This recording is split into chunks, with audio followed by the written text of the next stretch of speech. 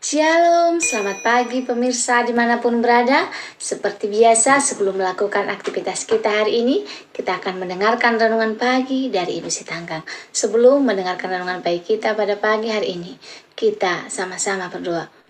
Bapa yang baik, yang bertahta dan punya syurga, kami mengucap syukur Tuhan buat berkat yang boleh kami rasakan. Sepanjang malam istirahat kami hingga pada pagi hari ini, kami boleh bangun dalam keadaan sehat.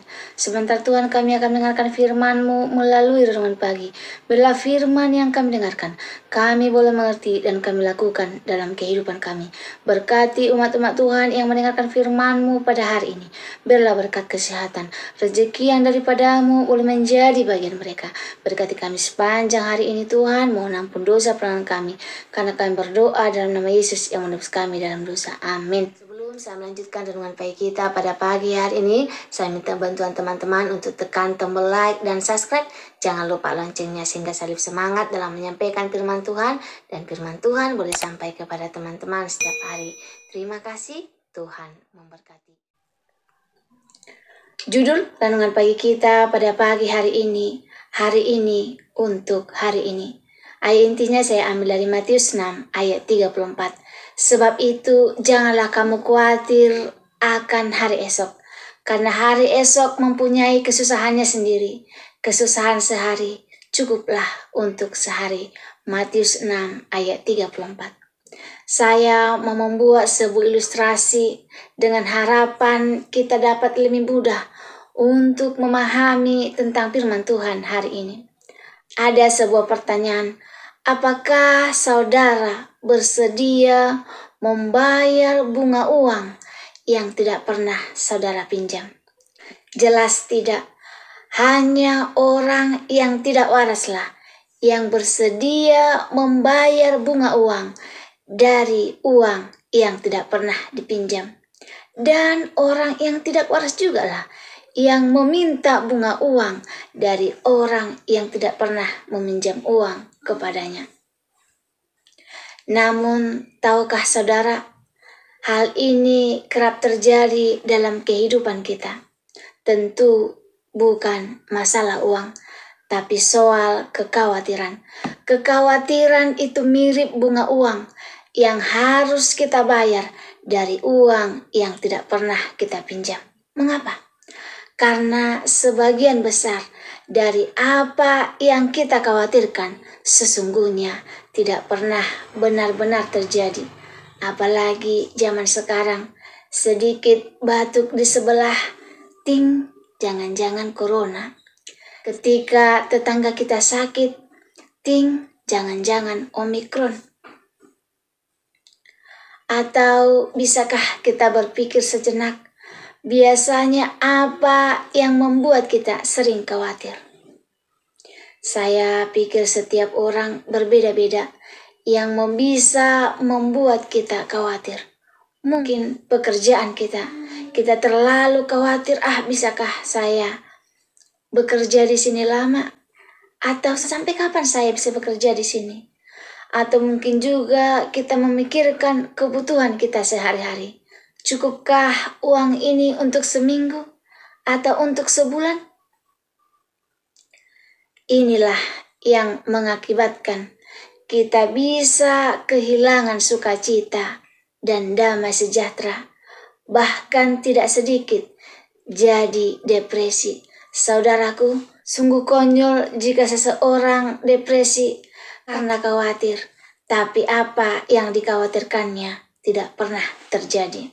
Saudaraku, Alkitab mencatat hal kekhawatiran ini dalam satu perikop khusus. Yesus tahu bahwa manusia kerap dibayangi bayang-bayang kekhawatiran dalam kehidupan. Itulah sebabnya Yesus mengajarkan panjang lebar tentang kekhawatiran itu. Jika kita tidak mau membayar bunga kekhawatiran, marilah kita belajar dari prinsip yang Yesus ajarkan tentang kekhawatiran, yaitu jalani hidup hari ini untuk hari ini. Maksudnya, fokuslah untuk hari ini saja, sebab kesusahan sehari cukuplah untuk sehari. Hari esok tak perlu dikhawatirkan, karena hari esok mempunyai kesusahannya sendiri. Dalam doa Bapa kami, Yesus mengajarkan, berikanlah kami hari ini makanan kami yang secukupnya. Matius 6 ayat 11. Bukankah hal makanan yang paling sering diributkan atau kita khawatirkan? Tapi Yesus mengajarkan kita berdoa untuk makanan pada hari ini. Hari ini untuk hari ini.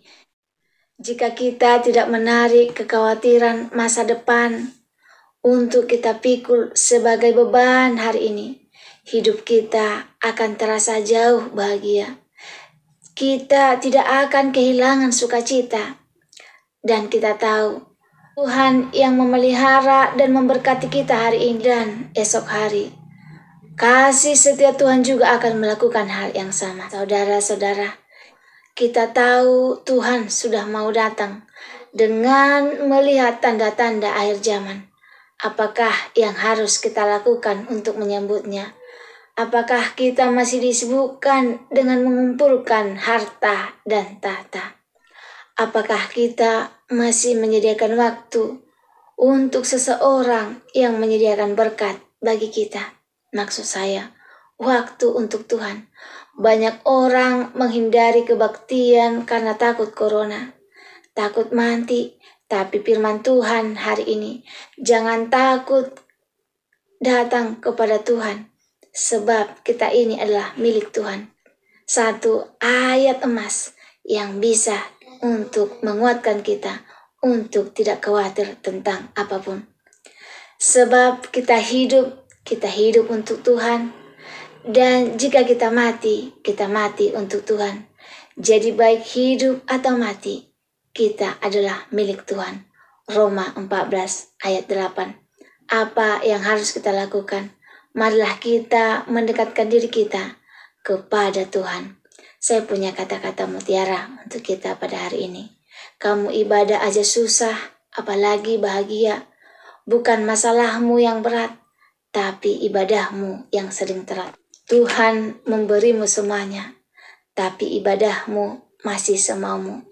Permintaanmu beribu-ribu, tapi ibadahmu terburu-buru. Semoga firman Tuhan pada pagi hari ini boleh menjadi berkat bagi kita dan membantu kita mengurangi kekhawatiran yang selalu menghantui kita, sehingga kita tetap setia dan percaya kepada Tuhan bahwa walau kita hidup, walau kita mati, kita adalah milik Tuhan. Tidak ada yang perlu kita takutkan. Jika teman-teman merasa terberkati dengan firman Tuhan pada pagi hari ini, teman-teman boleh share di sosial media kamu, sehingga banyak umat-umat Tuhan yang merasa terberkati dan kita sama-sama bekerja dalam pelayanan Tuhan. Kita akan mendapatkan berkat yang sama. Sebelum mengakhiri firman Tuhan pada pagi hari ini, kita sama-sama berdoa. Bapa yang baik yang bertahta dalam kerajaan surga, kami mengucap syukur Tuhan untuk berkat yang berikan kepada kami pada hari ini. Kami telah mendengarkan firman-Mu, bagaimana kami untuk tidak khawatir. Tidak khawatir untuk masa depan kami, karena Tuhan telah memimpin kami hari ini, dan yang memimpin kami besok hari. Berkati kami Tuhan untuk selalu setia dan percaya kepada Tuhan, bahwa Tuhan selalu ada bagi kami.